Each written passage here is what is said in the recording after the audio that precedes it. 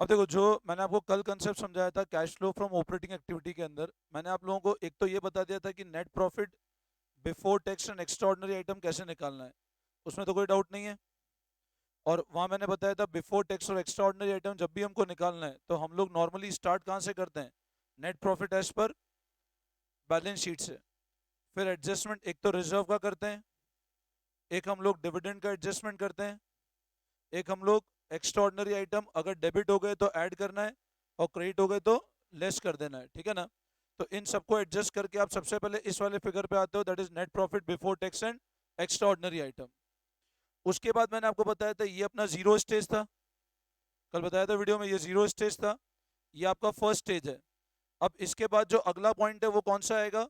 Operating profit before working capital change. फिर किस पे आओगे? ऑपरेटिंग प्रॉफिट बिफोर ऑपरेटिंग के अंदर, ठीक है ना? जिसके अंदर मैंने आपको ये समझाया था। अब अपन एडजस्टमेंट किसका करते हैं? एक हम लोग नॉन ऑपरेटिंग एक्सपेंस को ऐड करते हैं और नॉन ऑपरेटिंग इनकम को माइनस कर देते हैं। वहां तक कोई दिक्कत नहीं है, ठीक है? अब तुम एक चीज समझना कि कैश फ्लो स्टेटमेंट में जो अगला स्टेप होता है, वापस पेज नंबर आ जाओ तुम लोग एक बार, कम टू पेज नंबर, जहाँ फॉर्मेट बना हुआ है, पेज नंबर 5.57 है शायद फॉर्मेट का पेज, पेज नंबर 5.57 पे आ जाएं सब लोग। Come to page number 5.57। देखो, मैंने आप लोगों को कल दो आइटम तो बता दिए थे, कौन से ऐड करना है कौन से लेस करने हैं, वो सारे क्लियर हैं आप लोगों को? तो operating profit before working capital change आया। अब मेरी बात समझना ध्यान से। देखो, operating profit before working capital change के बाद, operating profit before working capital change के बाद जो अगला स्टेप होता है, जो अगला पड़ाव है हमारा, वो है कैश जनरेटेड फ्रॉम ऑपरेशन। वो क्या है? ठीक है, मेरी बात ध्यान से समझना। Operating profit before working capital change के बाद जो अगला स्टेप है वो है कैश जनरेटेड फ्रॉम ऑपरेशन। अब इस पीरियड में हम लोग किसका एडजस्टमेंट करते हैं? एक तो करंट एसेट और एक करंट लाइबिलिटी का। मेरी बात फिर समझना। Operating profit before working capital change के बाद आपका जो अगला स्टेप है वो है कैश जनरेटेड फ्रॉम ऑपरेशन। पहला मैंने बताया था नेट प्रॉफिट बिफोर टैक्स था, यहां से आप यहां पे आए और अब यहां से हमको यहां पहुंचना है। अब यहां से यहां में हम किसका एडजस्टमेंट करेंगे? करंट एसेट और करंट लाइबिलिटी का। किसका एडजस्टमेंट करेंगे? करंट एसेट और करंट लाइबिलिटी का। अब करंट एसेट करंट लाइबिलिटी का एडजस्टमेंट कैसे करना है समझना मेरी बात। जैसे मान लो, सुनो ढंग से समझना, स्टॉक है, मान लो 50,000 से ये ओपनिंग था और मान लो क्लोजिंग 70,000 हो गया। अब 50,000 का स्टॉक ओपनिंग था और क्लोजिंग कितना हो गया? 70। तो बोलो कितने से बढ़ा? अब इसका मतलब स्टॉक कितने से बढ़ा? आप बोलोगे सर स्टॉक कितने से बढ़ा? अब इसका बढ़ना मतलब हमने खरीदा होगा, इसका बढ़ना मतलब हमने क्या करा होगा? तो खरीदा होगा तो कैश क्या होगा बताओ? कम होगा। तो stock belongs to which category? Current asset. तो इंक्रीज इन स्टॉक, या मैं बोलूं increase in current asset, decrease in cash. Agree करते हो? इंक्रीज इन स्टॉक या current asset means decrease in cash. अच्छा, मान लो स्टॉक ओपनिंग 50,000 था और क्लोजिंग 35,000 हो गया। स्टॉक ओपनिंग 50,000 था और क्लोजिंग कितना हो गया? तो बोलो 15,000 क्या हुआ? कम हुआ। तो डिक्रीज इन स्टॉक, अरे सुजल बाहर, decrease in stock, current asset कम होना, मतलब कैश का बढ़ना। समझ में आई बात? तो हमेशा ध्यान रखना करंट एसेट। अब करंट एसेट में ध्यान रखना, जब भी आप ये दोनों फिगर लो तो कैश एंड कैश इक्विवेलेंट को मत लेना। मतलब marketable security, current investment, bank, cash in hand, उसको नहीं लेना है अपने को। अपने को लेना है किसको? डेटर लेना है, स्टॉक ले लेना है, बिल रिसीवेबल ले लेना है, प्रीपेड एक्सपेंस ले लेना है। तो हमेशा ध्यान रखना करंट एसेट का बढ़ना मतलब कैश का कम होना, और करंट एसेट का कम होना मतलब कैश का बढ़ना। बोलो आई बात समझ में? तो operating profit before working capital change के बाद पहला एडजस्टमेंट होगा किसका? करंट एसेट का। पहला एडजस्टमेंट किसका होगा? करंट एसेट का। बोलो ये बात समझ आई? उसके बाद अगला एडजस्टमेंट हम लोग करते हैं किसका? करंट लायबिलिटी का। अब मान लो क्रेडिटर्स हैं, ओपनिंग क्रेडिटर मान लो 30,000 है और क्लोजिंग क्रेडिटर हो गए 10,000। मतलब क्रेडिटर क्या हुए, बड़े या कम हुए? कम हुए। अब क्रेडिटर का कम होना मतलब आपने पेमेंट कर दिया होगा, मतलब कैश भी क्या हो गया? कम हो गया। क्रेडिटर कम होना मतलब कैश भी क्या हो गया? कम। और क्रेडिटर मान लो ओपनिंग थे लेट से 30,000 और क्लोजिंग हो गए 50,000, तो क्रेडिटर बढ़ गए। तो क्रेडिटर का बढ़ना मतलब अपने उतना कैश बचा लिया। तो हमेशा ध्यान रखना, अब यहाँ करंट लायबिलिटी में क्रेडिटर हो गए, ठीक है ना? क्रेडिटर हो गया, बिल्स पेबल हो गया, ये सब कैटेगरी हुई करंट लायबिलिटी की। तो करंट एसेट जब, अच्छा ये ध्यान ना, बैंक ओवरड्राफ्ट अगर बढ़ रहा है तो फाइनेंसिंग का पार्ट जाएगा, वो करंट लायबिलिटी में मत लेना। अगर बैंक ओडी है तो वो फाइनेंसिंग में लेना, ठीक है? Bank OD is not a part of current liability as per CBSE guideline. तो करंट एसेट अगर बढ़ेंगे तो कैश क्या होगा? डिक्रीज होगा। और करंट एसेट अगर कम होंगे तो कैश क्या होगा? मतलब करंट एसेट और कैश का कौन सा रिलेशन है? इनवर्स। और करंट लायबिलिटी और कैश का, करंट लायबिलिटी बढ़ेगी तो कैश भी क्या होगा? कम होगी तो कैश भी क्या होगा? बोलो ये लॉजिक समझ में आया? तो अब ध्यान रखना, जब हम लोग operating profit before working capital change पे आ गए, अगला एडजस्टमेंट किया हमने करंट एसेट, तो ये आया हमारा कैश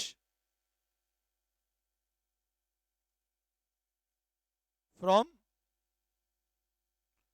बोलो यहां तक समझ आया? यहां तक क्लियर है? अब मान लो अगर क्वेश्चन में इनकम टैक्स की इंफॉर्मेशन नहीं है, मान लो क्वेश्चन में टैक्स और एक्स्ट्रा ऑर्डिनरी आइटम की कोई इंफॉर्मेशन नहीं है। अज्यूम करो क्वेश्चन के अंदर टैक्स और एक्स्ट्रा ऑर्डिनरी आइटम की कोई भी इंफॉर्मेशन नहीं है, तो ये ध्यान रखना, ये कैश जनरेटेड फ्रॉम ऑपरेशन खुद क्या बन जाएगा? Cash flow from operating activity. मतलब ये ध्यान रखना, if question provide no information relating to tax and extraordinary item, then this figure would only figure cash flow from operating activity. लेकिन अगर क्वेश्चन में टैक्स की इंफॉर्मेशन है तो अपन ने ऊपर टैक्स ऐड किया था, यहां हम लोग क्या करेंगे? टैक्स, लेकिन वो लेस करेंगे जो हमने क्या किया। अब यहां अपन लोग एक कंसेप्ट पढ़ रहे हैं प्रोविजन फॉर टैक्स, उससे समझा देता हूं मैं कंसेप्ट ये वाला, तो साथ में प्रोविजन फॉर टैक्स भी समझाता हुआ चलता हूं। अब मेरी बात समझना, एक कंसेप्ट आता है कैश जनरेटेड, मतलब मेरी बात सुनो वापस, कैश जनरेटेड फ्रॉम ऑपरेशन के बाद अगला कंसेप्ट किसका है? टैक्स का। टैक्स के अंदर दो चीज है, एक तो प्रोविजन मेड और एक टैक्स पेड। जितना प्रोविजन बनाया उतना वर्किंग नोट में ऐड करेंगे, उतना वर्किंग नोट में net profit before tax extraordinary निकालते टाइम ऐड करेंगे। बट जितना टैक्स पे किया वो एक्चुअल में कैश का आउटफ्लो तो हुआ है, तो वो यहां क्या करेंगे हम लोग? माइनस टैक्स पेड, ऐसे माइनस करेंगे। लेकिन उसके लिए नॉर्मली अपन क्या करते हैं? प्रोविजन फॉर टैक्स अकाउंट बनाते हैं। तो वो कंसेप्ट समझ लो प्रोविजन फॉर टैक्स क्या होता है। अब क्या होता है जब हम लोग बात करते हैं प्रोविजन फॉर टैक्स की, तो इसका लेजर कैसे बनता है? ये लेजर है provision for tax account, this is laser of provision for tax. अब मान लो मैंने इधर लिखा बाय बैलेंस ब्रॉट डाउन, तो ये क्या इंडिकेट करता है? Opening balance. ये क्या इंडिकेट कर रहा है? Opening balance. मैंने इधर लिखा टू बैलेंस कैरीड डाउन, तो ये कौन सा बैलेंस हुआ? Closing balance. ये कौन सा बैलेंस हुआ? मेरी बात फिर सुनना बच्चों, बाय बैलेंस ब्रॉट डाउन मतलब कौन सा बैलेंस, और टू बैलेंस कैरीड डाउन कौन सा बैलेंस? अब अगर इधर लिखा अपन ने बाय P&L, तो ये क्या इंडिकेट करता है? लेकिन यहां क्या लिखा मैंने? Made during the year. और जब मैं लिखा यहां पे टू बैंक, जो जनरली या तो ये बैलेंसिंग फिगर होगा या ये बैलेंसिंग फिगर होगा, या तो ये बैलेंसिंग फिगर हो सकता है या ये बैलेंसिंग फिगर हो सकता है। ये टू बैंक क्या इंडिकेट करेगा? टैक्स। तो ये वाला चीज तो वर्किंग नोट में जाएगा और ये cash generated from operation less होगा। आई बात समझ में? ये बना लो अकाउंट बनाना हो तो, अगर नहीं बनाया तो बना लो भली, या बना होगा मेरे हिसाब से, मैंने पढ़ाया था जब पहले। प्रोविजन फॉर टैक्स बना हुआ है।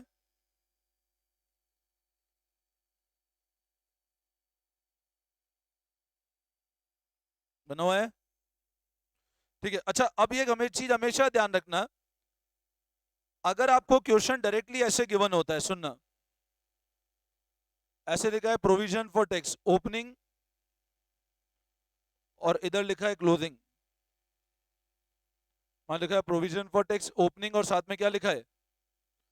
अब मान लो ओपनिंग फिगर लिख दिया 70,000 और क्लोजिंग लिख दिया 90,000। अज्यूम करो ओपनिंग फिगर लिखा है 70,000 और क्लोजिंग कितना लिखा है, and no other information is given. No other information is given. तो इसका मतलब क्या हुआ? हमेशा हम लोग क्या अज्यूम करेंगे कि जो ओपनिंग प्रोविजन है वो तो इस साल क्या कर दिया जाएगा, वो पिछले साल का प्रोविजन होगा जो इस साल क्या कर दिया जाएगा। और जो क्लोजिंग है 90,000, वो इस साल अपन ने प्रोविजन क्या किया होगा, बनाया होगा कहां से? समझे बात को? अगर अपने को ओपनिंग और क्लोजिंग दोनों की इंफॉर्मेशन गिवन है प्रोविजन के अंदर, तो अज्यूम करेंगे ओपनिंग का प्रोविजन तो हमने इस साल क्या करना है, और क्लोजिंग वाला हम लोग क्या करेंगे, बनाएंगे।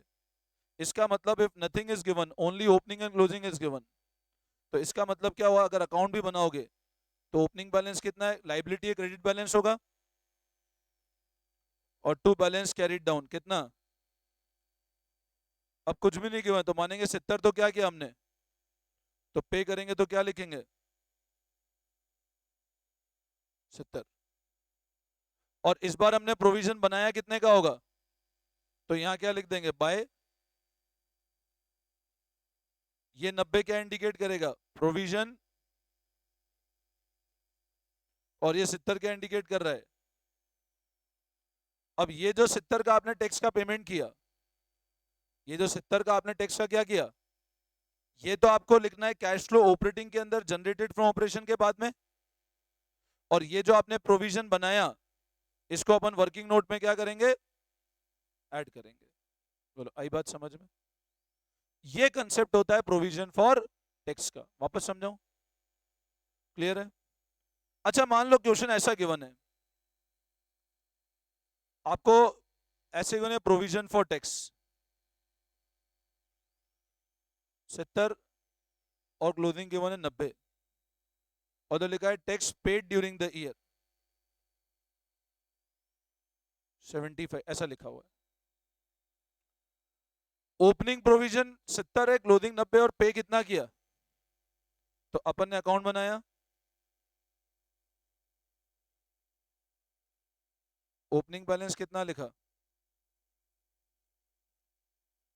क्लोजिंग कितना लिखा। अब बोलो टैक्स कितना पे किया अपन ने, तो जो टैक्स पे किया, जो अपन ने टैक्स पे किया, उसको लिखेंगे टू बैंक, कितना पे हुआ। तो अब बताओ, ये टोटल करो तो ये आ जाएगा बाय,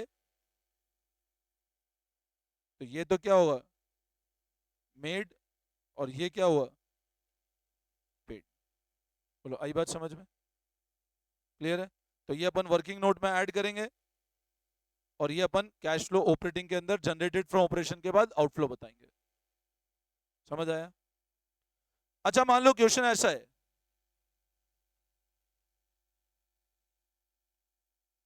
ओपनिंग और क्लोजिंग, ओपनिंग लिखा है 70, क्लोजिंग लिखा है 90। ओपनिंग क्लोजिंग जरूर ध्यान से चेक करना, कभी कभी उल्टा भी गिवन होता है, पहले 22 से फिर 21 से कभी उल्टा हो तो ध्यान रखना है ना। अब मान लो तुमको ऐसा लिखा है, tax provision made during the year. अब बच्चों समझना, अगर ऐसा लिखा है मेड ड्यूरिंग द ईयर, या फिर ऐसा लिखा है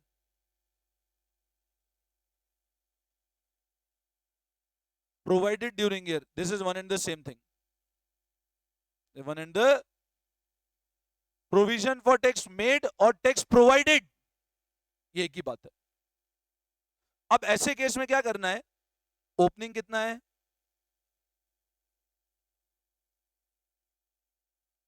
अब मान लो आपको बोले प्रोवाइड किया अपन ने, लेट से अज्यूम कर लो 60,000 प्रोवाइड किया, और यहां लिखा है टू बैलेंस कैरिड डाउन कितना। अब बताओ, प्रोवाइडेड मतलब मेड, एक ही बात है। तो मतलब अपन ने पीएनएल से कितना प्रोवाइड किया इस बार, 60। तो ये क्या आ जाएगा, 2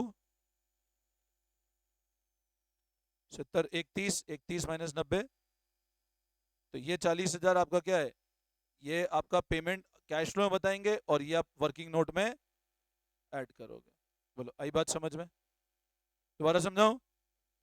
this is the main concept relating to provision for tax.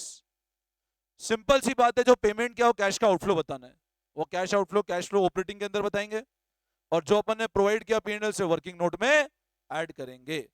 बोलो वापस समझाऊं कुछ चीज, कोई डाउट, क्लियर है बिल्कुल, ठीक है। अब आगे समझना अगला कंसेप्ट। ये तो बात की हमने प्रोविजन फॉर टैक्स की। अब मैंने आपको बताया अपन ने निकाल लिया कैश जनरेटेड फ्रॉम ऑपरेशन, इसमें अपन ने किसका एडजस्टमेंट किया, नीचे टैक्स, और यहां पे क्या लेस होगा, मेड नहीं पेड। तो ये आएगा cash flow before extra ordinary item. Page number 5.57 देखो थ्योरी, एक बार फॉर्मेट पे आ जाओ, पेज नंबर 5.57 पे, come to format on page number 5.57। नीचे देखो कैश फ्लो, अब क्या आ रहा है, बिफोर एक्स्ट्रा ऑर्डिनरी दिख रहा है फॉर्मेट में। अब बिफोर एक्स्ट्रा ऑर्डिनरी मेरे को एक बात बताओ, एक्स्ट्रा ऑर्डिनरी आइटम, जैसे मान लो अज्यूम करो आपको इंश्योरेंस क्लेम रिसीव हुआ, आपको क्लेम क्या हुआ, अब लॉजिक समझना, ये जब रिसीव हुआ था अपन ने इसको पीएनएल में क्या लिखा था, कल बताया था ना मैंने, कल वाले रिकॉर्डिंग में देखा होगा आपने। तो मेरे को एक बात बताओ, इंश्योरेंस क्लेम 50,000 रुपए आया, अपन ने नेट प्रॉफिट बिफोर टैक्स निकालने के लिए, जब हमने नेट प्रॉफिट बिफोर टैक्स और एक्स्ट्राऑर्डिनरी आइटम निकाला, तो आपको ध्यान है अपन, अगर मैंने बताया था एक्स्ट्राऑर्डिनरी आइटम को क्रेडिट है तो अपन क्या कर देंगे, क्योंकि वो बढ़ा हुआ है, क्योंकि अपने को एक बार जाना है नेट प्रॉफिट बिफोर टैक्स और एक्स्ट्राऑर्डिनरी पे। अब मेरे को एक बात बताओ, इंश्योरेंस क्लेम रिसीव हुआ, उससे अल्टीमेट कैश बढ़ा कि नहीं बढ़ा, भाई कैश तो आया ना, लेकिन आपने नेट प्रॉफिट बिफोर टैक्स और एक्स्ट्राऑर्डिनरी उसको लेस कर दिया था ना। तो अगर इंश्योरेंस क्लेम रियल में आया है तो आप अभी तक कैश को इंक्लूड तो किया नहीं है आपने, क्योंकि ऊपर आपने नेट प्रॉफिट बिफोर टैक्स निकालते टाइम तो उसको एक्सक्लूड कर दिया। तो हमने क्या किया, जो इंश्योरेंस क्लेम 50,000 रुपए आया, उसको अगर वो पैसा आया तो यहां अपन cash flow before extraordinary item आया, और अगर इंश्योरेंस क्लेम रिसीव हुआ तो क्या करेंगे, उसको पैसा आया इसलिए ऐड कर दो, क्लेम रिसीव, मतलब एक्स्ट्राऑर्डिनरी आइटम अगर क्रेडिट है तो ऐड कर दो। और मान लो अपन ने लेट से एम्प्लॉय को वॉलेंट्री कंपनसेशन पे किया, एम्प्लॉय को अपन ने वीआरएस का पेमेंट किया। अब मेरे को बताओ, अगर एम्प्लॉय को आपने वीआरएस का पेमेंट किया, वॉलेंट्री रिटायरमेंट स्कीम के तहत आपने एम्प्लॉय को पेमेंट किया, तो ऊपर आप ऐड कर चुके हो, तो यहां क्या कर दोगे आप, अब लेस कर दो वीआरएस जो कैश का आउटफ्लो है, सिर्फ वही फिगर जो कैश का आउटफ्लो है, आउटफ्लो इनफ्लो एडजस्ट करना है अपने को। तो इन सबको करने के बाद अब अपना आएगा कैश फ्लो फ्रॉम, अगर मान लो ये दो आइटम नहीं है तो जीरो हो जाएगा, मानना ही नहीं कुछ भी। अगर टैक्स का कंसेप्ट नहीं है तो फिर ये वाला figure cash flow from operating activity हो जाएगा। अगर फिगर नेगेटिव है तो कहलाएगा यूज्ड, और अगर पॉजिटिव है तो कहलाएगा फ्लो। बोलो आई बात समझ में, वापस समझाऊं, क्लियर है सबको, कोई डाउट, ठीक है।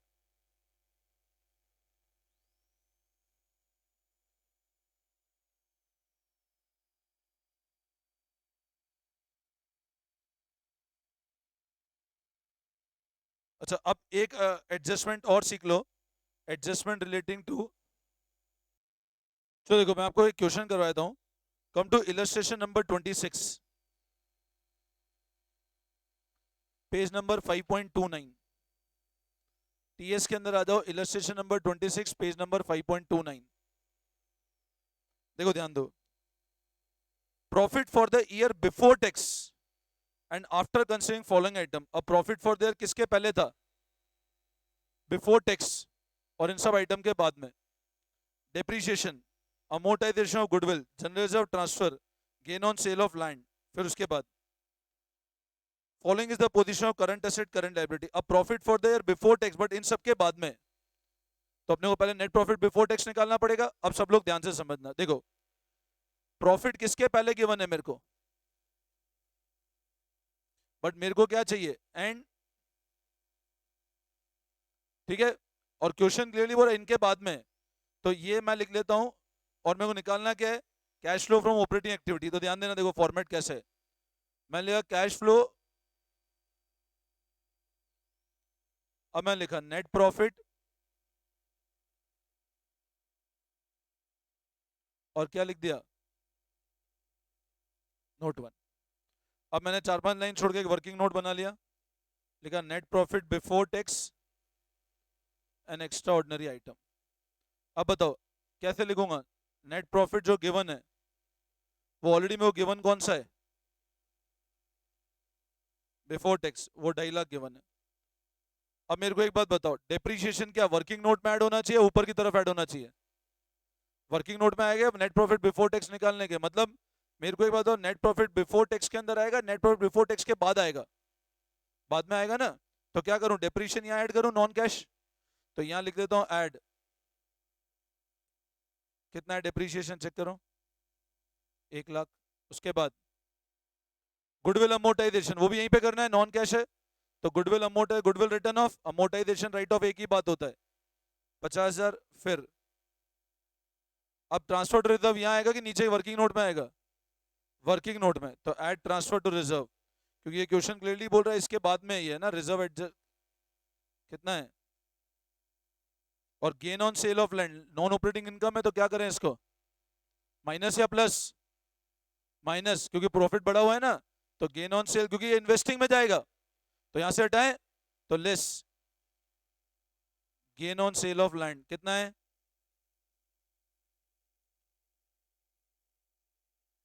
अब बताओ 2.5 लाख प्लस 70 कितना आया? तो यहाँ 3 20 लिख लेता हूं, 1 लाख जोड़ा, तो ये क्या आ गया मेरा? Operating profit before working capital change कितना आ रहा है? 4 लाख। अब current asset current liability adjustment करना है। ट्रेड रिसीवेबल बढ़ रहा है, देखो 220 से 230 हो रहा है, 10,000 बढ़ रहा है, तो क्या करें?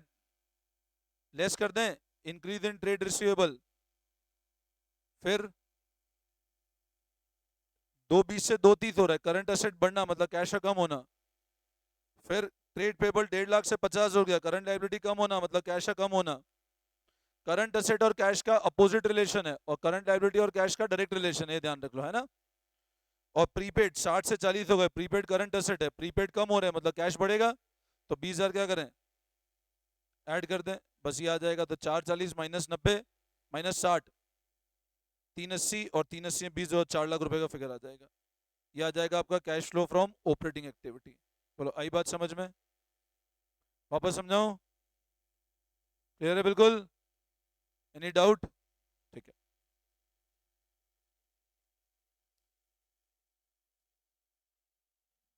अच्छा, एक कंसेप्ट तुम डिविडेंड का समझ लो कि डिविडेंड का कैसे एडजस्टमेंट होना है। देखो अब एक कंसेप्ट समझना, propose dividend and interim dividend का। अब देखो यहां पर एक चीज हमेशा ध्यान रखना, what is meaning of what interim dividend. Interim dividend का मतलब क्या होता है? The dividend which is declared in the mid of year, dividend which is declared in the, वो है मेरा कौन सा डिविडेंड? इंटरिम। और प्रपोज का मतलब होता है कौन सा डिविडेंड? Final dividend. अब साल के बीच में कंपनी को लगा भैया इस साल प्रॉफिट बहुत अच्छा है, चलो डिविडेंड डिक्लेयर कर देते हैं। तो इंटरिम डिविडेंड मतलब होता है dividend declared with the mid of the year. और इंटरिम डिविडेंड में हमेशा ध्यान रखना, जितना आपने डिक्लेयर हुआ उतना अगर आपने पे कर दिया तो वो का वो अमाउंट आपको वर्किंग नोट में तो ऐड करना है net profit before tax and extraordinary निकालते टाइम। इंटरिम का फाइनल डिविडेंड से कोई लेना देना नहीं है। यहाँ बच्चे कंफ्यूज होते हैं इंटरिम और प्रपोज, तो इंटरिम और फाइनल डिविडेंड का आपस में कोई रिलेशन नहीं है, ठीक है। डिविडेंड जितना आपने इंटरिम डिक्लेयर करके पे किया वो ऐड करोगे वर्किंग नोट में, और कैश फ्लो स्टेटमेंट जब फाइनेंसिंग एक्टिविटी का कैश फ्लो बनाओगे तो क्या कर दोगे, वो डिविडेंड को लेस कर दोगे। मतलब इंटरिम डिविडेंड को लेकर के ध्यान रखना, जब अपन लोग नेट प्रॉफिट बिफोर टैक्स और एक्स्ट्राऑर्डिनरी निकालेंगे तो ऐड कर देंगे उस टाइम, निकालते टाइम वर्किंग नोट में इंटरिम डिविडेंड, और जितना इंटरिम डिविडेंड पे किया वो फाइनेंसिंग के अंदर लेस कर देना। ये बात समझ में आती है? बोलो इसमें कोई दिक्कत? अब ध्यान रखना, प्रपोज डिविडेंड फाइनल डिविडेंड जो होता है, नॉर्मली होता क्या है, प्रपोज डिविडेंड जैसे मान लो आपको गिवन है, ओपनिंग गिवन है और क्लोजिंग गिवन है, नॉर्मली एडिशनल इंफॉर्मेशन मिलेगा प्रपोज डिविडेंड, और ओपनिंग लिखा है 70,000 और क्लोजिंग लिखा है 90,000। अब ये होता है जनरली कौन सा डिविडेंड कहलाता है, और ये डिविडेंड जनरली अप्रूव होता है at the time of AGM. Company की एनुअल जनरल मीटिंग होती है जब डिविडेंड अप्रूव करते हैं। अब साल एंड हो गया, अगला साल आया, अगले साल में प्रपोज डिविडेंड क्या किया जाएगा, अप्रूव होगा। तो ये ध्यान रखना, प्रपोज डिविडेंड 70,000,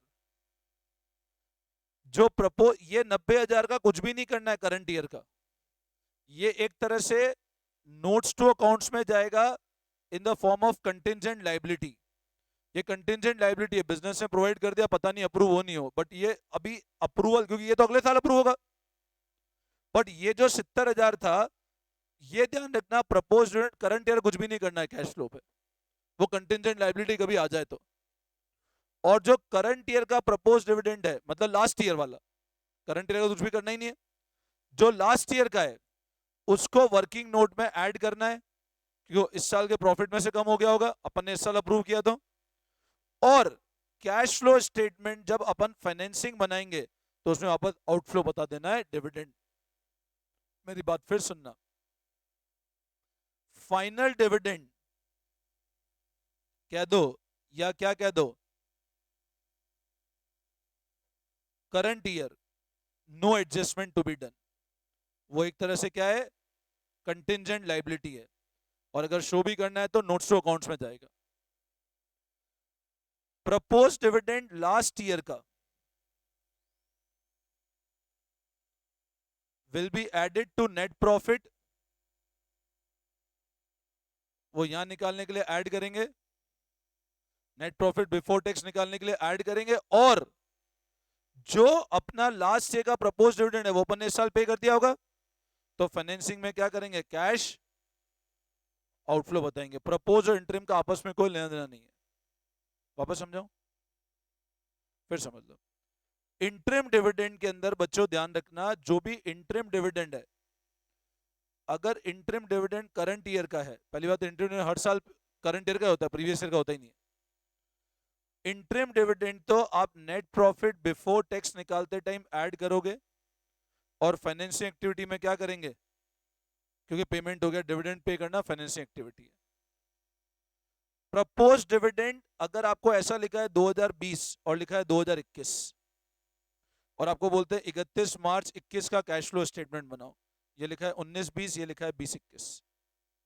अब मान लो आपको लिखा है यहाँ पे 50,000 और ये लिखा है 70,000, तो इस 70,000 का कुछ भी नहीं करना है, इस 70,000 का कुछ भी नहीं करना है।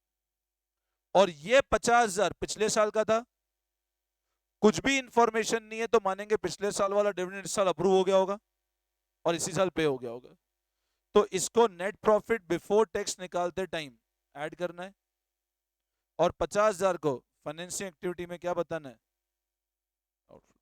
ये कंसेप्ट है डिविडेंड का। बोलो आई बात समझ में, कोई डाउट? और सिंपल सी बात है, प्रपोज करंट ईयर कुछ मत करो, बाकी दोनों इंटरिम प्रपोज का सेम एडजस्टमेंट है, ठीक है। तो this is a concept of propose dividend, ठीक है। प्रोविजन फॉर टैक्स बता ही दिया, प्रपोज डिविडेंड हो गया, करंट एसेट करंट लायबिलिटी बता दिए, नेट प्रॉफिट बिफोर टैक्स कैसे बताना है वो बता दिया, नॉन ऑपरेटिंग इनकम हो गया, नॉन कैश एक्सपेंस हो गया, और नॉन ऑपरेटिंग एक्सपेंस हो गया। तो ऑपरेटिंग एक्टिविटी लगभग पूरा खत्म हो गया। लेकिन कभी कभी नॉन कैश एक्सपेंस में आपको हो सकता है असेट अकाउंट बनाना पड़ जाए। कभी कभी नॉन कैश एक्सपेंस निकालते टाइम देयर इज सिचुएशन आपको क्या प्रिपेयर करना पड़ जाए, असेट अकाउंट। अब वो 11th क्लास वाला जो कंसेप्ट है असेट अकाउंट बनाने का। अब ये जो अपन असेट अकाउंट बनाते हैं वो कैसे बनता है वो भी सबको आइडिया होगा असेट अकाउंट बनाने का। मैं आपको क्वेश्चन बताता हूँ, एक बार एक क्वेश्चन कर लेते हैं तो क्लियर हो जाएगा।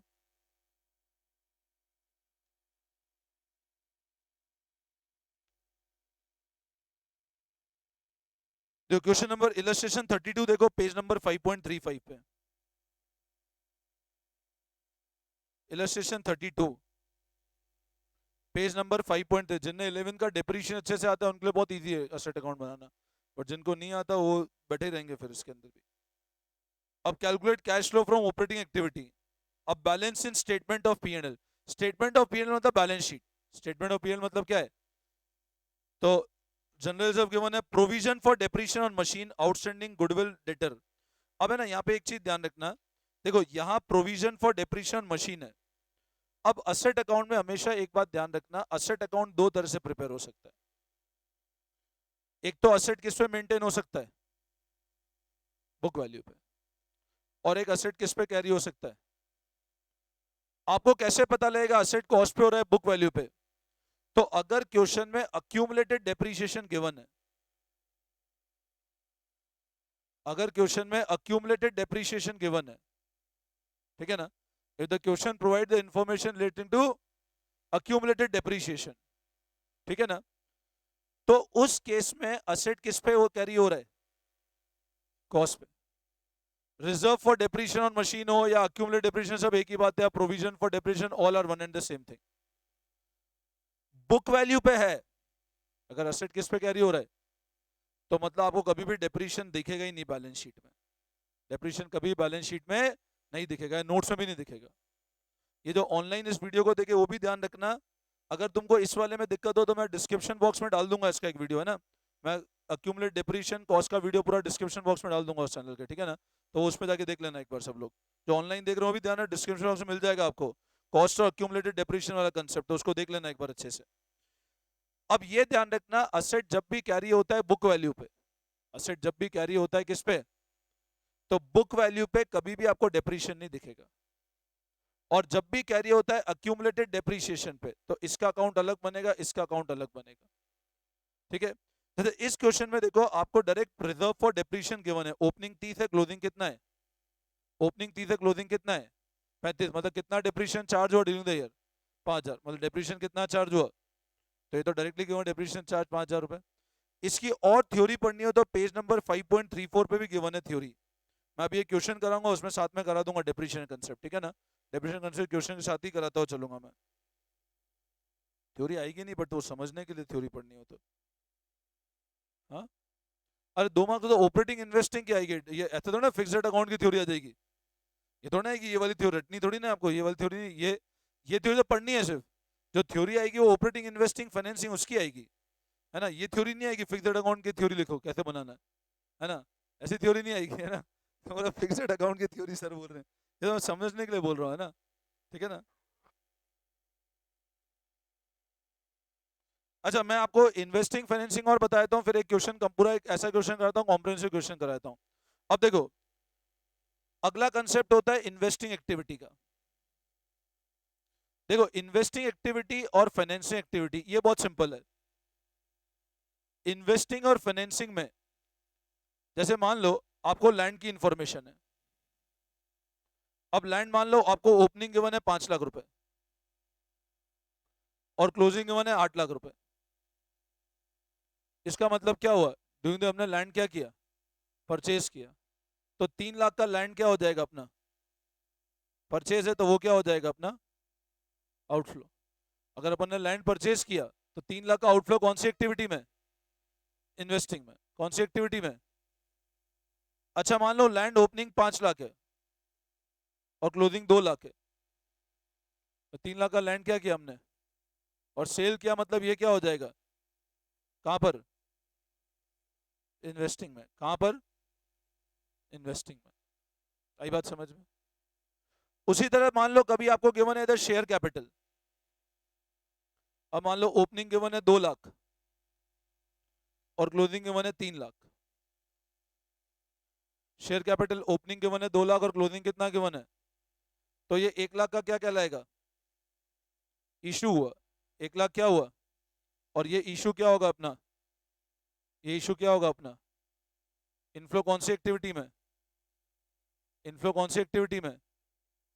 आई बात समझ में। सर मान लो कभी ऐसा क्या है 5% डिवेंचर, ओपनिंग लिखे हैं 3 लाख और क्लोजिंग लिखे हैं 7 लाख। ऐसा लिखा है 5% डिवेंचर, ओपनिंग 3 लाख, क्लोजिंग कितना है, इसका मतलब क्या किया, 4 लाख का आपने इशू किया, 4 लाख का क्या हुआ अपना, तो ये क्या है अपना इनफ्लो। अच्छा मान लो ओपनिंग 3 लाख है और क्लोजिंग 1 लाख है, इसका 2 लाख का क्या किया आपने, रिडेम्पशन है, 2 लाख का क्या है अपना आउटफ्लो है। आई बात समझ में। अब मान लो इसी तरह लेट से बैंक लोन है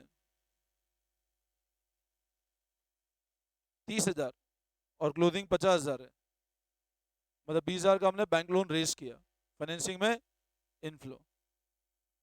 गेटिंग माय पॉइंट। इधर लिखा है मान लो बिल्डिंग, ओपनिंग 2 लाख और क्लोजिंग 180, मतलब 20,000 की बेची नहीं, 20,000 डिप्रीशियन, लैंड में डिप्रीशियन नहीं होता है, बिल्डिंग 20,000 की कौन बेचेगा, 2 लाख की बिल्डिंग 180, तो 20,000 रुपये डिप्रीशिएशन है, 20,000 क्या है आपका, बट डिपेंड करेगा, एडिशनल इन्फॉर्मेशन असेट की होती है जनरली, तो वो क्या है उस पर भी डिपेंड करेगा, ठीक है ना। तो मेरे ख्याल से इन्वेस्टिंग फाइनेंसिंग क्वेश्चंस तो आते हैं अच्छे से, वो करवाने की जरूरत तो नहीं है। वो अगर किसी को नहीं भी आते हैं तो आपको रिकॉर्डेड मिल जाएगा, ऐप पे डाला हुआ है मैंने कैश फ्लो का, ठीक है ना, तो उसमें रिकॉर्डिंग में आप देख सकते हो इन्वेस्टिंग फाइनेंसिंग के, ठीक है। अब मैं आपको कराता हूँ एक बार बड़े क्वेश्चन कराता हूँ, तो आ जाओ डायरेक्ट बड़े क्वेश्चन पे आ जाओ एक बार।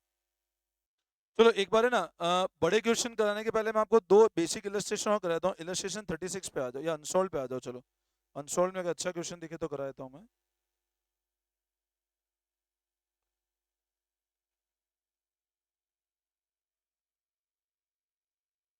अनसॉल्व क्वेश्चन 25 देख लो, चलो पेज नंबर 5.100, ताकि तुमको अक्यूमुलेट डेप्रिसिएशन कंसेप्ट भी थोड़ा समझ आ जाएगा। अनसॉल्व क्वेश्चन 25 देख लो, देखो एक बार। From the following information calculate cash flow from investing activity. तो मेरे को फॉर्मेट बना लो एक बार। अब फॉर्मेट इस तरह बना लेंगे, और कैश फ्लो निकालना है इन्वेस्टिंग से, 2 कॉलम बना लिए मैंने, पर्टिकुलर्स और अमाउंट। यहाँ लिख दिया cash flow from investing activity, और मैंने वर्किंग नोट बना लिया। अब पढ़ो फर्स्ट पॉइंट, मशीन गिवन है और अक्यूमुलेट, तो अपन इसका मतलब देखो, अक्यूमुलेट डेप्रिसिएशन है मतलब मशीन, यहाँ पे तो ब्रैकेट में लिख रहा है एट कॉस्ट, नहीं भी हो तो भी इंप्लाइड एट कॉस्ट ही चलेगा। अगर अक्यूमुलेटेड डेप्रिसिएशन गिवन है मतलब इंप्लाइड है मशीन किस पे कैरी हो रहा है, कॉस्ट पे, तो हम 2 अकाउंट बना लेते हैं, एक तो बनाओ मशीन अकाउंट,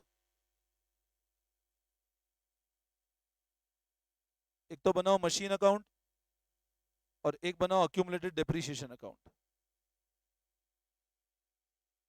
अब मशीन का ओपनिंग बैलेंस लिखो, टू बैलेंस ब्रॉट डाउन, कितना है मशीन के अंदर, 9.5 लाख रुपए, तो 9,50,000। और इधर लिखो by balance carried down, 10 lakh. Opening closing लिख लो एक बार। ऐसे अक्यूमुलेट डेप्रिसिएशन में, अक्यूमुलेट डेप्रिसिएशन का हमेशा क्रेडिट बैलेंस होता है।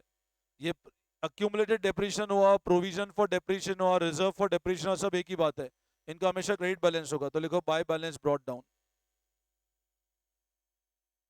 कितना है ओपनिंग बैलेंस, 1,10,000, और इधर लिख लो to balance carried down 1.5 lakh रुपए। सिंपल ओपनिंग क्लोजिंग, बोलो ये समझ में आया, इसमें कोई डाउट, क्लियर है। अब पढ़ो first point, during the year machine costing 90,000। अब मशीन जिसकी कॉस्ट कितनी है, एक मशीन जिसकी कॉस्ट कितनी है 90,000 विद अक्यूमुलेटेड डेप्रिशिएशन ऑफ 60,000, जिस पे अक्यूमुलेटेड डेप्रिशिएशन कितना है, वो बेचा कितने पे? अब मेरे को एक बात बताओ, 90 की मशीन जिसके ऊपर डेप्रिशिएशन कितना था, 90 की मशीन जिसके ऊपर डेप्रिशिएशन कितना था, 60, मतलब बोलो उसकी बुक वैल्यू कितनी हो गई, 30, उसको बेच कितने पे दिया, 50, तो 30 की मशीन बेची कितने पे, बोलो 20,000, क्या हुआ, 20,000 क्या हुआ, तो अब बताओ 20,000 आपको हो गया। अब मेरे को एक बात बताओ, कितना डेप्रिशिएशन कैंसिल करना पड़ेगा हमको पहले, कितना उड़ाना पड़ेगा, कैंसिल करना पड़ेगा 60 का, क्योंकि वो असेट चला गया, तो हम क्या करते हैं, कैंसिल करते हैं, तो कैंसिल करने के लिए डेबिट करेंगे एक्यूमुलेटेड डेप्रिशिएशन, तो जितना कैंसिल करना है वो इधर लिख देते हैं हमेशा, टू मशीन 60,000, जितना कैंसिल करना है, जितना असेट बेच दिया उसका डेप्रिशिएशन कैंसिल करेंगे हम लोग, तो इसकी पोस्टिंग वापस यहां लिख जाएगी, बाय एक्यूमुलेटेड डेप्रिशिएशन, कितना, 60,000। यही फाउंडेशनल बैच में तो पढ़ाया था कंसेप्ट मैंने, पूरा ध्यान है ना, तुम गड़बड़ मत कर देना ना, ठीक है, अभी पूरा पढ़ा था अपन ने। अब बताओ कितने बेचा अपन ने, 50, बुक वैल्यू कितनी थी, तो प्रॉफिट कितने का हो गया, तो बताओ 50 का बेचा, तो यहां लिखो बाय बैंक 50,000, तो यहां क्या आ जाएगा, टू P&L, प्रॉफिट कितना, 20,000, समझ में आया। अब बताओ ये जो असेट बेचा 50,000 क्या है अपना, इनफ्लो, और इनफ्लो है तो क्या आएगा, इन्वेस्टिंग के अंदर, तो इन्वेस्टिंग में लिखो सेल ऑफ मशीन,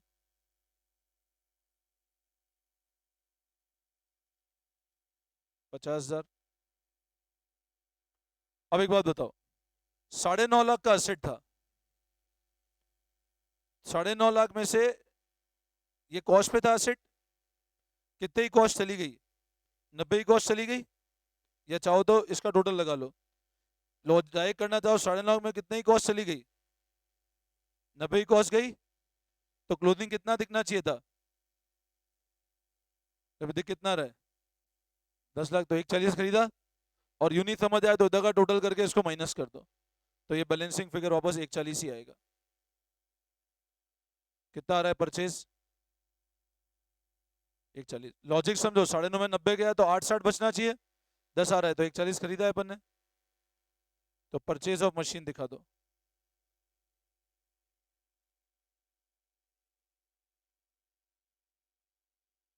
$1,40,000 नेगेटिव, बोलो यहां तक कोई दिक्कत, एनी डाउट, क्लियर है, ठीक है। अच्छा अब बताओ इधर, 1,10 ओपनिंग बैलेंस था, कितना डेप्रिशिएशन कैंसिल हुआ, 1,10 में 60 कैंसिल हुआ, क्लोजिंग कितना दिखना चाहिए, 50, तो 1,10 में 60 कैंसिल हुआ, क्लोजिंग कितना दिखना चाहिए, दिख कितना रहा है, तो वापस चार्ज किया इस साल, कितने का चार्ज किया, तो बाय P&L। अब ये 1 लाख है ना, जब अपन ऑपरेटिंग में नॉन कैश ऐड करते हैं ना, वहां जाएगा, ये डेप्रिशिएशन चार्ज है ड्यूरिंग द ईयर, और जो कैंसिल होगा हमेशा वहां जाएगा क्यूमुलेटिव डेप्रिशिएशन अकाउंट में, आई बात समझ में। तो ये 1 लाख रुपए अपन ने चार्ज किया, इसका इन्वेस्टिंग में कोई फर्क ही नहीं पड़ना है, तो मशीन का एडजस्टमेंट इतना ही होगा इन्वेस्टिंग में। पेटेंट, अब क्वेश्चन नीचे क्या बोल रहा है देखो, ओपनिंग बैलेंस पेटेंट का 3 लाख है, क्लोजिंग कितना दिख रहा है, पेटेंट का ओपनिंग 3 लाख है, क्लोजिंग कितना है, लेकिन नीचे इन्फॉर्मेशन है पेटेंट राइट ऑफ किए थे 50,000 के, अब राइट ऑफ किए, मेरे को एक बात बताओ, 3 लाख का ओपनिंग बैलेंस, सुनना ध्यान से, और क्लोजिंग कितना है, और क्वेश्चन में 50,000 के राइट ऑफ किए, तो क्लोजिंग कितना नजर आना चाहिए फिर आपको, अगर 50,000 के राइट ऑफ किए तो क्लोजिंग कितना नजर आना चाहिए, 250, और दिख कितना रहा है, 2 लाख।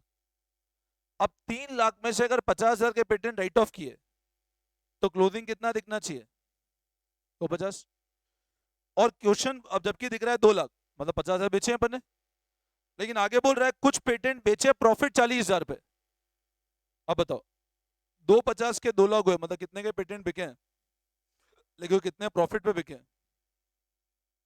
बोलो कितने बिके? 90 पे। तो 90 क्या हो जाएगा?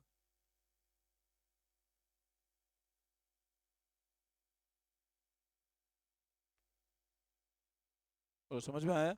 और जो राइट ऑफ किए 50,000 वो ऑपरेटिंग में ऐड हो जाएंगे। Any doubt?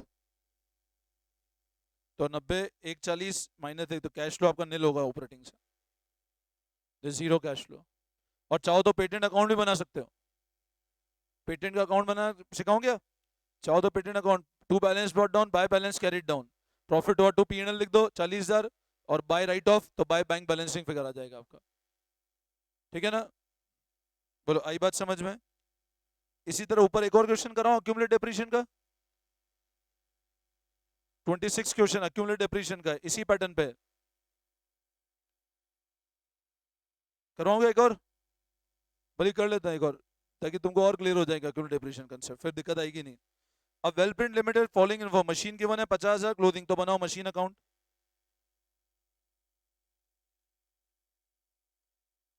और अक्यूमुलेट डेप्रिसिएशन अकाउंट बना लो। अब मशीन का ओपनिंग बैलेंस 50,000, तो लिखो टू बैलेंस ब्रॉट डाउन 50,000, और लिख दो अगला ही क्वेश्चन है 26 है ना, by balance carried down 60,000। Accumulate depreciation है तो बाय बैलेंस ब्रॉट डाउन 25,000, और टू बैलेंस कैरीड डाउन 15,000। अब क्वेश्चन बोल रहा है एक मशीन जिसकी कॉस्ट 25,000 थी, जिसके ऊपर डेप्रिसिएशन कितना था? 25 की कॉस्ट थी, जिसके ऊपर डेप्रिसिएशन कितना था? 15। उसको बेचा कितने पे? 13। तो डेप्रिसिएशन कैंसिल कितना कर दें? 15। कितना कैंसिल करें? तो यहाँ लिख देते हैं टू मशीन 15,000, और यहाँ लिख देते हैं बाय एक्यूमुलेटेड डेप्रिसिएशन 15,000। 25 की कॉस्ट एक्यूमुलेटेशन 15, मतलब बुक वैल्यू 10, बेचा कितने पे? 13। तो 10 की चीज 13 बेची, मतलब फायदा हुआ। तो क्या हो जाएगा? बाय बैंक, तो आ जाएगा टू P&L। तो 15 15 30 माइनस 25, तो बाय P&L 5,000 का डिप्रीशिएशन चार्ज हुआ।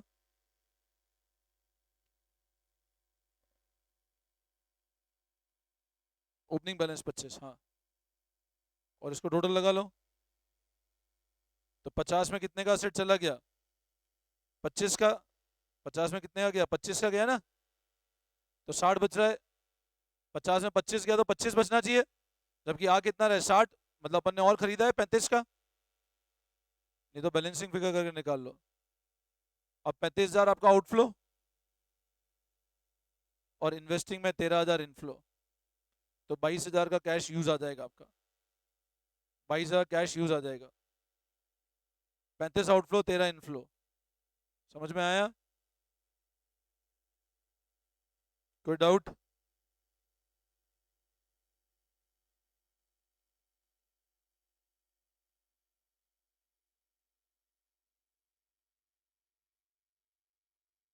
एक क्वेश्चन बड़ा अच्छा कराया था मैं डायरेक्ट, है ना?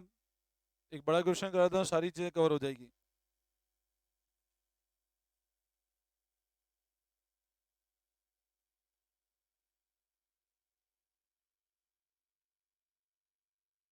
क्वेश्चन आ जाओ 47 पे। क्वेश्चन 47 पे आ जाओ। क्वेश्चन 47 देखो। Following was the balance sheet of MM limited on 31 मार्च 2015। ये पूरी इंफॉर्मेशन है बैलेंस शीट की, और पूरे के पूरे अपने को कैश फ्लो स्टेटमेंट बनाना है, प्रिपेयर कैश फ्लो स्टेटमेंट, ठीक है? तो बनाओ फॉर्मेट। अब सबसे पहले फॉर्मेट बनाएंगे प्रॉपर वे में। ऊपर लिख दो कैश फ्लो स्टेटमेंट, ये बिल्कुल अच्छे से लिखना एग्जाम में। Statement of MM limited for year ending 31 मार्च 2015।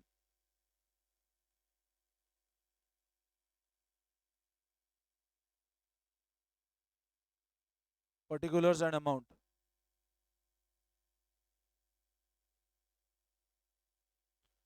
लगभग लगभग अच्छा, कैश फ्लो जब भी बनाओ एग्जाम में तो फ्रेश पेज से स्टार्ट करना। एग्जाम में जब भी बनाओ तो स्टार्ट विथ फ्रेश पेज, ठीक है ना। अब लिख दो यहाँ पे cash flow from operating activity. पूरा चेक करना मैं कैसे करवा रहा हूँ, है ना। इसमें लगभग ऑपरेटिंग में 3/4 पेज छोड़ देना।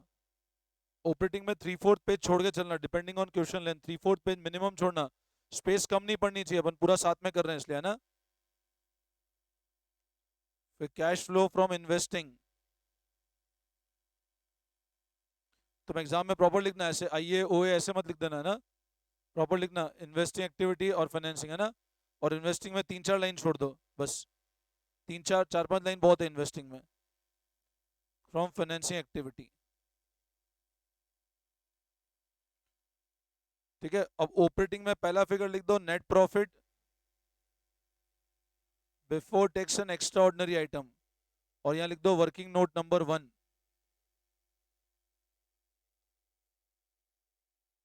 Net profit before tax and extraordinary item, bracket में लिख दो वर्किंग नोट नंबर 1।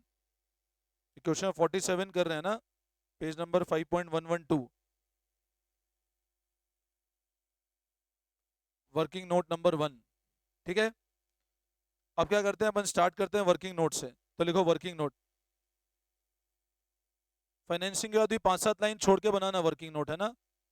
और लिखो first calculation of net profit before tax and extraordinary item.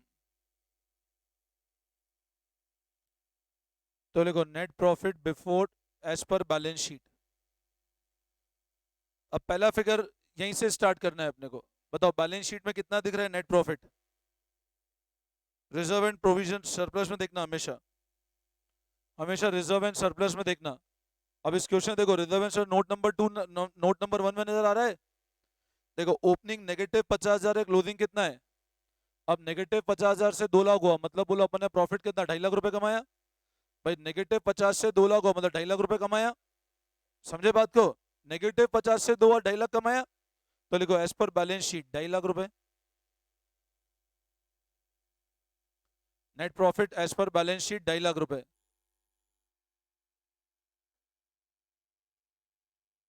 लिख लिया, बोलो। ठीक है, अब अपने को क्या करना है, अगेन इसमें 2-3 लाइन छोड़ के एडिशनल इन्फॉर्मेशन पे जाना है। ये लिख लिया, अब 2-3 लाइन छोड़ के डायरेक्ट अपने को ये नहीं करना जो अपने को आता है वो लिख दे, वैसे नहीं, एडिशनल इन्फॉर्मेशन पे जाओ। पहली एडिशनल इन्फॉर्मेशन देखो बार, अच्छा कभी क्वेश्चन में एडिशनल इन्फॉर्मेशन नहीं हो तो नोट्स टू अकाउंट से स्टार्ट करना। कभी क्वेश्चन में एडिशनल इन्फॉर्मेशन नहीं हो तो डायरेक्ट शेयर कैपिटल ऊपर से स्टार्ट नहीं करना, इक्विटी लाइबिलिटी से आपको स्टार्ट करना है हमेशा एडिशनल इन्फॉर्मेशन से। अब इसमें देखो देखना, मैं एडिशनल इन्फॉर्मेशन करने के बाद पहले नोट्स पे जाऊंगा फिर ऊपर जाऊंगा मैं, ठीक है ना। 1 बाय 1 चेक करते हैं। 12% डिबेंचर व रिडीम ऑन 31 मार्च 2015। अब डिबेंचर पर रिडीम, रिडीम मतलब रीपेमेंट, कौन सी तारीख को की है। अच्छा अपन बताओ कैश फ्लो स्टेटमेंट कब का बना रहे हैं, 14-15 का या 15-16 का। 14-15। अब मेरे को एक बात बताओ, आपने डिबेंचर को रिडीम किया 31 मार्च 2015 को, सुनना ध्यान से। आपने डिबेंचर को रिडीम किया 31 मार्च 2015 को, मतलब 14-15 वाले साल में। तो जिस साल कैश फ्लो बना रहे हो उस साल के एंड पे रिडीम किया। अपन कैश फ्लो कौन सी तारीख का बना रहे हैं चेक करो। तो साल के एंड पे रिडीम किया। अब साल के एंड पे रिडीम किया तो बोलो अपन ने पूरे साल डिबेंचर रखा ही नहीं रखा अपने पास में। आपने रिडीम 31 मार्च 2015 को किया, मतलब पूरे साल डिबेंचर रखा कि नहीं रखा। साल के एंड पे रिडीम किया। तो बोलो अगर अपन ने रिडीम साल के एंड पे किया तो मेरे को एक बात बताओ, अगर रिडीम साल के एंड पे किया तो प्रॉफिट अपने को ब्याज तो पूरे साल का देना पड़ेगा। हाँ अगर ऐसा होता 1 अप्रैल 14 को रिडीम कर दिया तो ब्याज उस पर लगता ही नहीं। बट यहाँ तो आप डिबेंचर की पोजीशन देखो, ऊपर कितना दिख रहा है debenture, long term borrowing note number 2, यहाँ दिखेगा डिबेंचर। और नोट नंबर 2 आप नोट्स टू अकाउंट में जाओ, 5 लाख से कितना हो गया, मतलब आपने इंटरेस्ट पूरे साल 5 लाख पे दिया होगा। तो बताओ इंटरेस्ट ऑन डिबेंचर कितना होगा। ये इंफॉर्मेशन का मतलब ही है कि क्वेश्चन आपसे इंटरेस्ट निकलवाना चाह रहा है। 60,000 का इंटरेस्ट होगा, इंटरेस्ट का अमाउंट कितना होगा। अब बताओ ये जो 60,000 का इंटरेस्ट है, ये जो 60,000 का इंटरेस्ट है ये कौन सी एक्टिविटी का पार्ट है, फाइनेंसिंग। और मेरे को एक बात बताओ, नेट प्रॉफिट, प्रॉफिट निकालते टाइम भी इंटरेस्ट लेस हो चुका होगा। भाई अगर नहीं लेस हो चुका होता तो बैलेंस शीट में दिखता। अपन ने इंटरेस्ट की एंट्री कैसे करी होगी? Interest on debenture to debenture holder और डिबेंचर होल्डर टू कैश, और फिर क्या करा होगा अपन ने? अब ये एंट्री क्वेश्चन में तुमको बता नहीं रखा कि करी कि नहीं करी, बट इंप्लाइड ये करी है, कैसे पता लग रहा है? वरना इंटरेस्ट बैलेंस शीट में नजर आता भाई, इंटरेस्ट डेबिट साइड दिखता बैलेंस शीट में, बट नहीं दिख रहा है, मतलब एंट्री कर चुके हो, तो इंटरेस्ट को दोबारा राइट ऑफ कर चुके हो, और राइट ऑफ पीएनएल से क्या होगा, तो कितना इंटरेस्ट राइट ऑफ कर दिया अपन ने? अब 60,000 इंटरेस्ट का पेमेंट है, तो फाइनेंसिंग में आउटफ्लो होता हूं, इंटरेस्ट का पेमेंट है तो आउटफ्लो होता हूं फाइनेंसिंग में, तो फाइनेंसिंग में लिखो इंटरेस्ट ऑन डिबेंचर्स, लिखो इंटरेस्ट ऑन डिबेंचर्स 60,000 नेगेटिव। अगर आउटफ्लो हो तो नेगेटिव ब्रैकेट में लिखना, यहां पे माइनस लगाओगे तो भूल जाओगे, फिर ध्यान रखना, अगर उस तरफ माइनस लगाया तो इधर पता ही नहीं पड़ेगा, ऐड करना लेस, गलती कर बैठोगे, इसलिए नेगेटिव है तो ब्रैकेट में लिख देना फिगर, और इस इंटरेस्ट को ऊपर ऐड करेंगे नॉन ऑपरेटिंग एक्सपेंसेस लिए, तो add interest on debentures. Working note में ऐड मत कर देना, गलत हो जाएगा, डिविडेंड होता तो वर्किंग नोट में ऐड करता है ना, अब डिविडेंड किसी का भी हो, प्रेफरेंस का हो, इक्विटी का हो, वर्किंग नोट में ऐड करना है ना, क्लियर है? अगला, tax of 70,000 was paid during the year, tax कितना पे किया अपन ने? अब 70 का टैक्स पे किया, तो अकाउंट बनाया प्रोविजन फॉर टैक्स का, अकाउंट बना लो, सबसे बेस्ट है, तो बनाओ provision for tax, next working note number 2 में बनाओ प्रोविजन फॉर टैक्स अकाउंट, छोटा सा अकाउंट। अब इसमें कोई पर्टिकुलर अमाउंट या कुछ भी लिखने की जरूरत नहीं है ना। ओपनिंग बैलेंस कितना है, देखो opening balance, provision for tax, ऊपर देखो प्रोविजन नजर आ रहा है क्या, दिख रहा है, फोर्थ पॉइंट, ओपनिंग 90 और क्लोजिंग कितना है?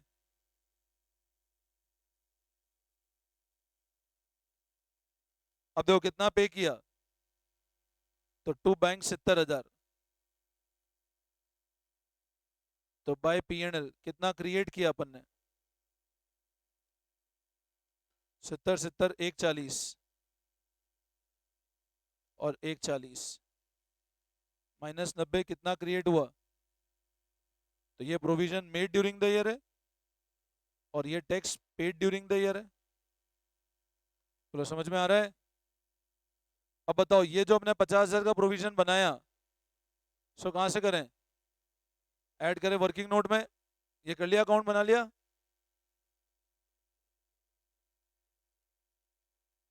तो ये जो टैक्स का प्रोविजन बनाया 50,000, ये तो ऐड कर दो, तो add provision for tax made, कितना बनाया अपन ने, कितना बनाया? 50,000, और ऑपरेटिंग पे चले जाओ, यहाँ पे यहाँ लिख दो cash generated from operation,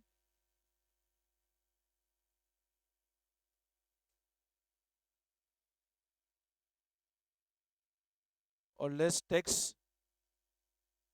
paid. लाइनों का ध्यान रखना जरूर है ना, लाइनें कम नहीं पड़ जाए बस, बिल्कुल नीचे नीचे लिख देना टैक्स पेड, 70,000 पे किया अपन ने, समझ में आया?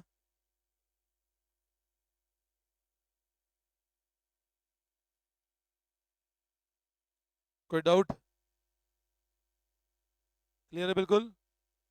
नेक्स्ट, तो अब एडिशनल हो गया, ठीक है, अब आ जाओ एक बार बैलेंस शीट पे। अब बैलेंस शीट फर्स्ट पॉइंट देखो क्या है, share capital opening 4 lakh, closing कितना है, मतलब क्या हुआ, शेयर कैपिटल 1 लाख बढ़ा, 1 लाख बढ़ना मतलब इशू है, तो फाइनेंसिंग में लिखो issue of share capital 1 lakh रुपए, issue of share capital 1 lakh रुपए। Reserve and surplus note number 1 कर चुके हैं अपन लोग, रिजर्व नोट नंबर 1 कर चुके हैं, लॉन्ग टर्म बोरोइंग कर चुके हैं, डिबेंचर था, short term borrowing note number 3 check करो, बैंक ओवरड्राफ्ट 50,000 से 1.5 लाख हुआ, मतलब बैंक ओवरड्राफ्ट बढ़ा, बैंक ओवरड्राफ्ट को चाहो तो कैश इक्विवेलेंट मान सकते हैं, बट सीबीएसई अलाउ नहीं करता, बोलता है फाइनेंसिंग मानते हो चलो उसको, ठीक है ना, तो यहाँ लिख दो, मतलब इन पैसा आया होगा, increase in bank OD 1 lakh,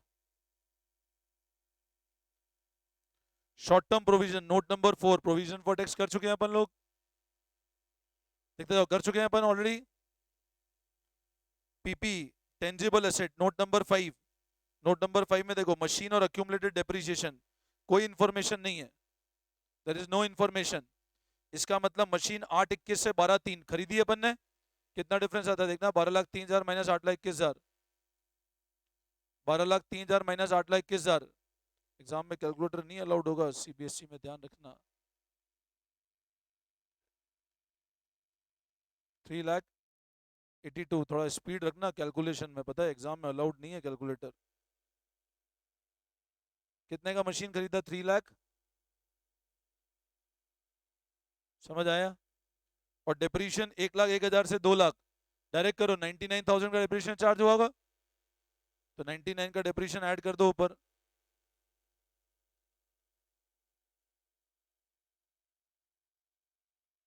99,000। उसके बाद हो गया ये वाला काम। Intangible asset note number 6, goodwill दिख रहा है, गुडविल 30 से कितना हो गया 20, तो 10,000 रुपए क्या हो गया, कम हुआ, तो राइट ऑफ हुआ, तो ऐड गुडविल रिटर्न ऑफ,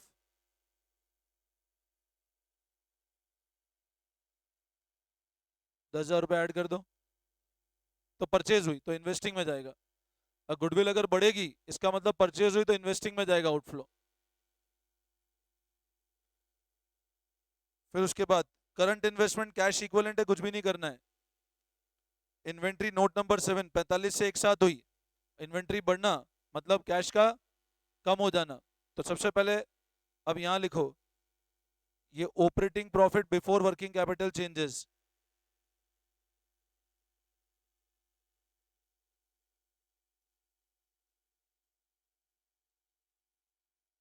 कितना है? अब पहले वर्किंग नोट का टोटल निकाल लो, वर्किंग नोट 3,00,000 आ रहा है, तो इस 3,00,000 को यहां लिखो,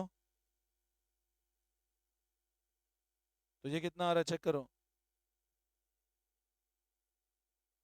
कितना आ रहा है 4,69,000, और यहाँ लेस कर दो, लेस इंक्रीज इन इन्वेंट्री, कितनी इन्वेंट्री बढ़ गई बताओ, कितनी बढ़ी, डिफरेंस निकालो, 1,7 - 45, 55,7 62, 62 की इन्वेंट्री बढ़ गई है, ठीक है। ऐसे नहीं करना है आपका एग्जाम के अंदर 1,07,000 फिर नीचे लिखा 45,000 माइनस एक का हासिल लगान, वैसे नहीं करना है, डायरेक्ट करना है कैलकुलेशन, 45 में एक साथ 45 में 55 जोड़ा 1,00,000 हुआ, 55 - 7 62, ठीक है। थोड़ा स्पीड बढ़ाना है, क्या हमारा पेपर छूट जाएगा, ध्यान रखना। तो कितना है 4,69 माइनस 62 बताओ, डायरेक्ट करो, कैलकुलेटर कहाँ करना है, हर चीज कैलकुलेटर पे नहीं, डायरेक्ट करो, 4,69 माइनस 62, 4,07,000। एग्जाम में फिर पेपर छूट जाएगा, ध्यान रखना। सीए के एग्जाम में दिक्कत नहीं है, बट यहाँ तो अलाउड थोड़ी ना है। तो ये क्या हो गया, कैश फ्लो फ्रॉम, इसको ए से ऐसे मार्क कर लो, कितना आ रहा है ये 3,37,000, इसको ए से ऐसे मार्क कर लो 3,37,000, बोलो समझ में आया? करो फटाफट,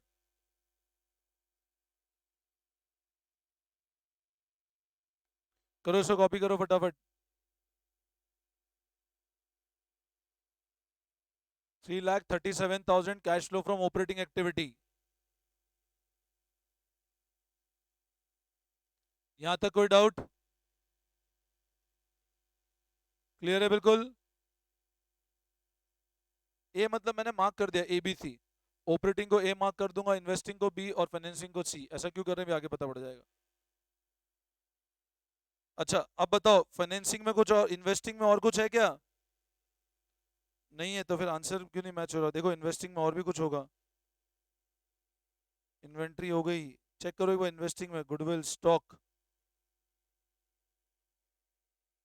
अच्छा नॉन करंट इन्वेस्टमेंट और थे वो मिस कर गए हम, 75,000 1,00,000, तो investment purchase non current investment और थे, तो परचेज ऑफ इन्वेस्टमेंट वो मिस कर गया मैं, फिगर है ना 25,000।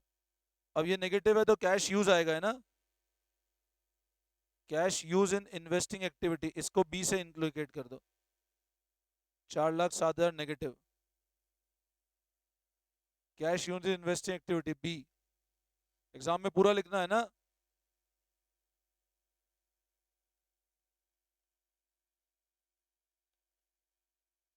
फाइनेंसिंग में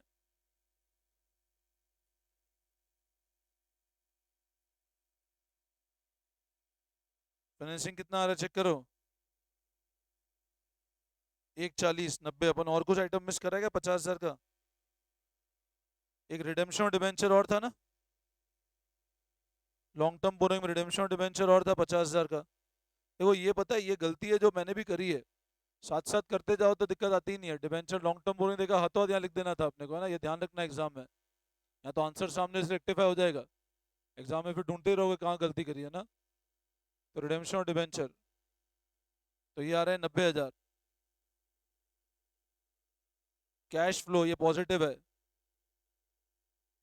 इसको सी से मार्क कर लो 90,000। तो अब ये क्या आ जाएगा, net increase in cash and cash equivalent.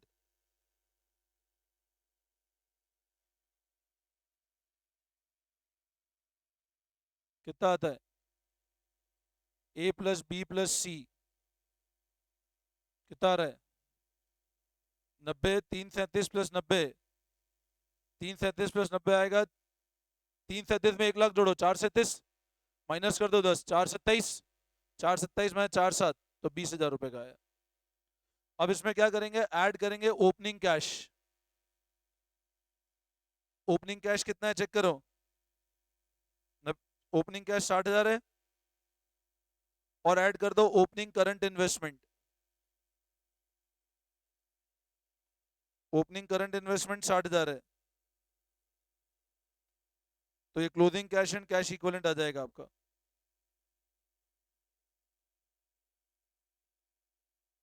Check करो, 60 प्लस 60 एक 20 और 20 1 40।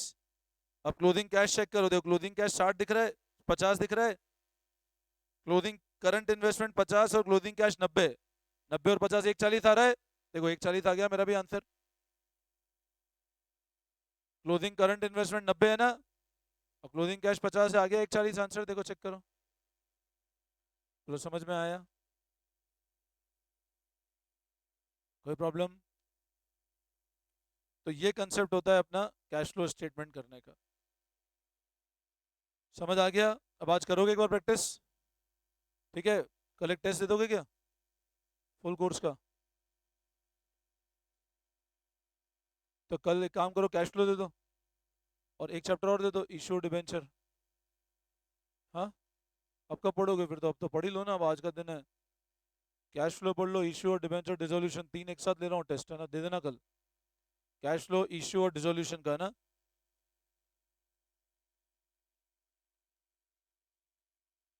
हाँ, ठीक है ना।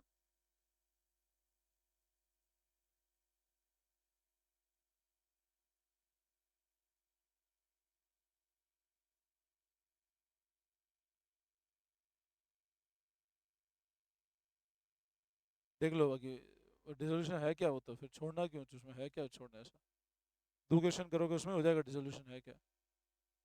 आप तो पूरी तैयारी करके जाओ ना, अब सब कह रहे हैं तो सबने कोई पेपर, थोड़ा यूट्यूब पे तो मैं भी हूँ, तो पेपर थोड़ा बनाया है सीबीएसई ने। देख लो एक बार, देख लो तुमको क्या करना है। चलो, कैश फ्लो और इशू का, या तुमने तो एनपीओ भी पढ़ रखा है, तो कैश फ्लो इशू ये दो तो कल दे ही दो, एक बार एक चैप्टर और दे दो, तीसरा यार एक और ले लो। रिटायरमेंट ले लूं? हाँ, चलो रिटायरमेंट, ये 3 चैप्टर कर लेना ना, कल इसका टेस्ट ले लूंगा। कैश फ्लो, इशू और रिटायरमेंट का, कैश फ्लो हो जाएगा, और प्रैक्टिस करा दूंगा कल, क्या करूं और कराऊं एक आध दो क्वेश्चन, डाउट हो डिस्कस कर लेना, अब तुम कर लेना प्रैक्टिस तुम्हारे लेवल पे, है ना। ठीक है, चलो, thank you all of you.